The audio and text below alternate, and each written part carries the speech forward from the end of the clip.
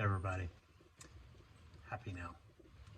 I want to talk about it's raining outside. It's not storming, but I want to talk about finding calm when your storm gets really bad. And once again, I try to make videos not as much like, ooh, this is what you should do or whatever. A lot of it is just like helping me personally and things that I'm doing. And I'm in a storm. I'm in a storm.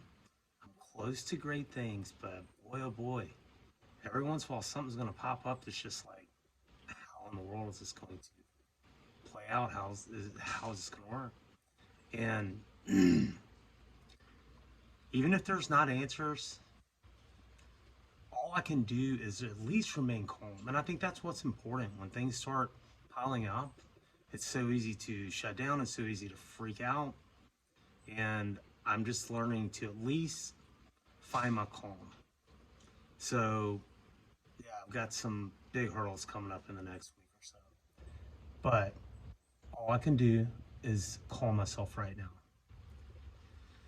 And what I've learned through that, one of which is to know that I've created this. I've created every bit of this. My situation, I knew what I could no longer do. And I took a leap, and it's been a journey. And there's been a lot of wins along the way.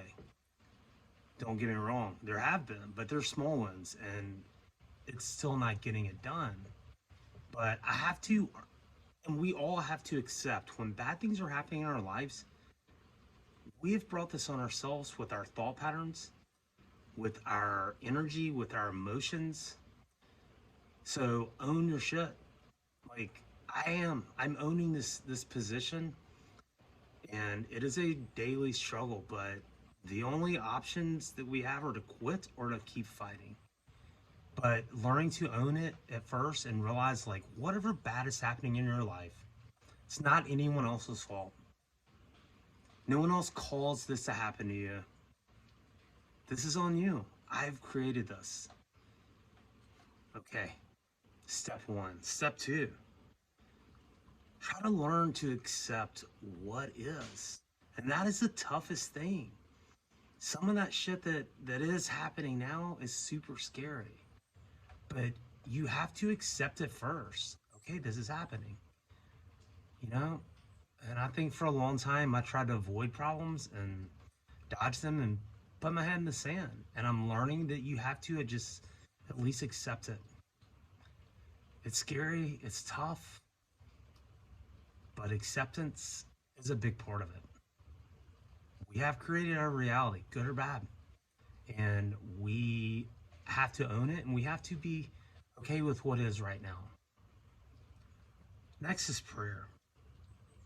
And that's a weird thing for me to talk about, but I'll elaborate on it briefly. I was raised in a very, not strict, it was just very hardcore Christian relationship. And, I don't regret anything at all that I've been through. In fact, I'm grateful that I went through it. But it was church 3 times a week, chapel 5 times a week, Bible every day for 12 years. Like it was rammed down my throat. And I never really learned the teachings and the message. I think that's a lesson, like you try to overdo it and force things on kids, like they push it away. And there was a time that I was very resentful and against religion and against Christianity and the Bible. And I was never like an atheist, but I was scarred by it. And, it was me opening up to Eastern philosophy, and Hinduism, and Ram Dass, and Neem Karoli Baba, and Lao Tzu, and so many different things that really taught me amazing messages in the Bible. And prayer to me, it used to be a vending machine in the sky. Oh God, please, I need this. Please help me.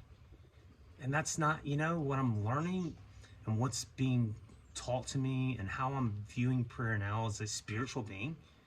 And I've made peace with it. I'm not upset. Like I'm grateful for everything I went through. And Christ was an amazing, amazing being with so many amazing teachings. And I'm learning more from that now. But prayer to me, it's not a separate thing. It has to start from within. And for me, it's breathing. Step one, especially when you're stressing out, start breathing. Focus your breathing. Take deep breaths. Breathe and count on your in breaths and your out breaths. It's important. Breathing will settle you naturally. And when we get stressed out or when life happens and your storm kicks up, your breathing gets shallow immediately and we don't even realize it. Our bodies need that oxygen. So breathe. Another part of my prayer is being quiet. I was sitting out here just listening to this rainfall before I started this. That's kind of how the video came to me, but be quiet. Just be still. Get out in nature. As opposed to thinking, try to observe your thoughts. This is part of my prayer and my meditation, which is part of my prayer.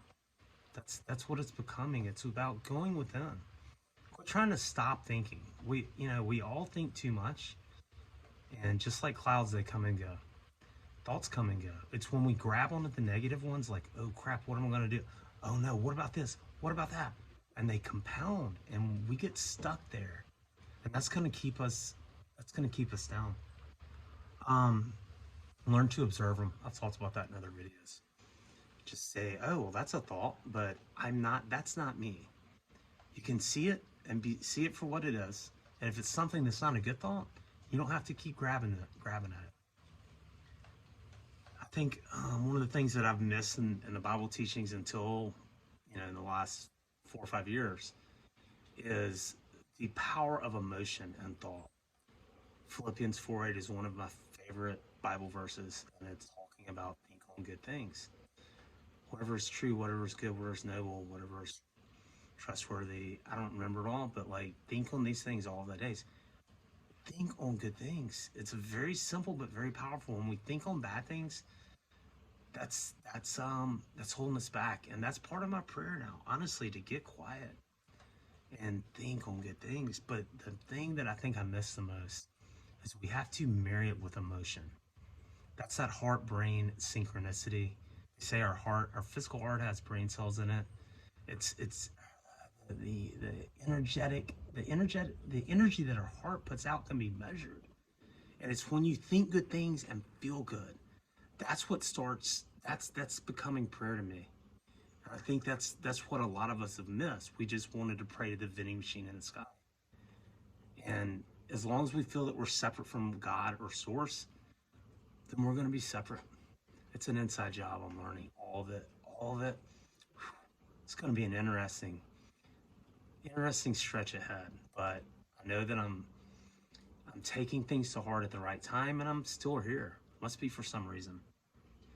Another thing, when your storm hits you, cry. So many of us resist crying. I have no qualms about it. I will cry my eyes out. To myself, to other people, crying for me is a big release. And the more that we don't get that out in some way, it's just going to keep building and blocking that positive emotion that you need to marry your thoughts with. So cry, there's no shame in it. As always, practice gratitude. Write down things you're thankful for. Say things you're thankful for. Think things you're thankful for. Gratitude is huge. And once again, do something to serve someone else every day. Even in your worst times, you might be having the worst day in the world. You may have the world collapsing around you. Do something for someone else every day. Something kind with no expectation of anything in return. Storms are part of life. We create them. I'm owning mine. And I'm trying to make this shift. It's time. I have to ascend. I have to raise my vibration. And I have to practice what I preach. We're all pretty bad about not taking our own advice, but I'm out of options. So this video is for me too. I'll watch it myself. Thanks everyone. Please hit like and subscribe. It's going to be an interesting ride, but I'm not quitting. Not quitting. Thanks for everything and all the support and all the kind words. And as always, no matter what's happening, even in your storm, have a happy now. You can't be happy yesterday. You can't be happy tomorrow. There's always a way. Thanks everybody.